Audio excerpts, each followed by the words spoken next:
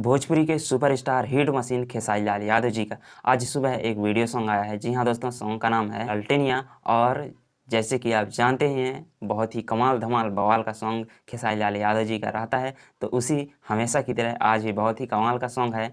लाल्टेनिया song एक video song है और इस सॉन्ग को गाए खेसारी लाल यादव जी और अंतरा सिंह प्रियंका जी। और इस सॉन्ग को लिखे हैं अखिलेश कश्यप जी और इस वीडियो का म्यूजिक दिए हैं कमाल का श्याम सुंदर जी। और एक्ट्रेस हैं, इसमें जो एक्ट्रेस हैं उनका नाम है निशा पांडे जी।